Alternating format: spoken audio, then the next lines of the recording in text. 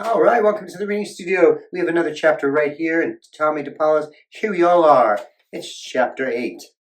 Let's get reading.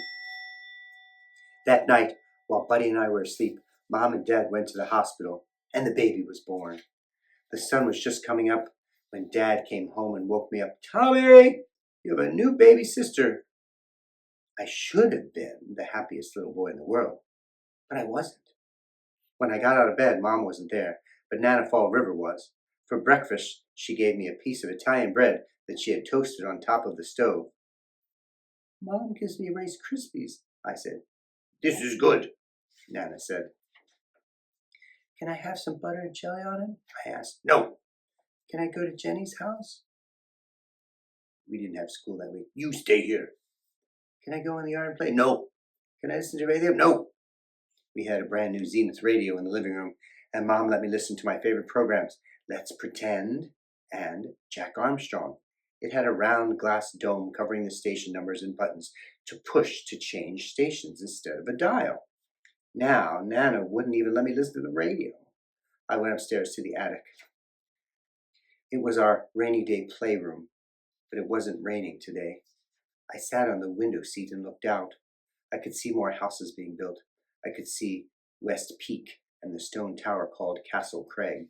I could see Hemlock Grove, the place where most of the big hemlock trees were knocked down during the big hurricane of 1938. I stayed up there all day waiting for my dad to come home. It was almost dark when I saw him drive up and park the car. I raced down the attic stairs, then the front stairs and out the front door. I didn't even let him get inside before I asked, "When is Mom coming home?" Before he could answer, Nana called out from the kitchen that supper was on the table. We ran in and sat down. More sewer pipes. I asked Dad again, "When is Mom coming home?" He started to talk, but Nana interrupted and started spouting in Italian. Then she looked at me and said what she always said, "Mangia, mangia!" Something was fishy. After supper, I went upstairs and got into bed. Dad came in and sat on the edge of the bed. "Tomie, I know you miss Mom, but she has to stay at the hospital with your baby sister for a little while. Then they will come home together." And he told me not to talk to Nana about Mom and my baby sister. "Nana's from the old country," Dad said. "They don't mention a new baby until it has been taken to the church and baptized. That's when the baby gets its name." So that's what they had been talking about at supper. "When will Mom be coming home?" I asked. "In about 10 days, he said. Oh my, 10 days seemed like forever to me. In those days, mothers spent at least that long in the hospital with their new babies. "Can I go and see Mom?" I asked. Dad explained that I couldn't because children under 12 weren't allowed in to visit. "When is Aunt Nell coming?" I asked. "She's not coming," Dad said. "Nana Fall River's going to stay and take care of you instead." I almost cried. Aunt Nell would have read to me. She wouldn't have talked to my dad in Italian all the time, and she would have let me talk about Mom and my baby sister, and she would have fed us hamburgers. "Now go to sleep and be a good boy," Dad said. But I wasn't a good boy. I just couldn't help it. I wouldn't eat. I wouldn't sleep. I wouldn't even go to the bathroom. I just wanted my Mom and my new baby sister, and I wanted Nana Fall River to go home. On Saturday, Dad took us to Wallingford to visit Tom and my other Nana at their grocery store. I told Tom that all I wanted was a hamburger.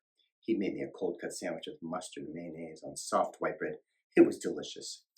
As the week dragged on, I got worse and worse. Mom told me later that every night when Dad went to visit her in the hospital, he'd say, "Guess what Tomie did today?" I was a big problem. But Mom knew how to solve the Tomie problem. I found out the first day we went back to school. The hospital was right across the street. As I was walking up King Street on the way home, I heard a voice calling, "Tomie, Tomie, up here." I looked up and there was my Mom, calling to me and waving. I waved back and I stopped all the kids going by and said, "Look, look, there's my Mom. We just had a new baby sister."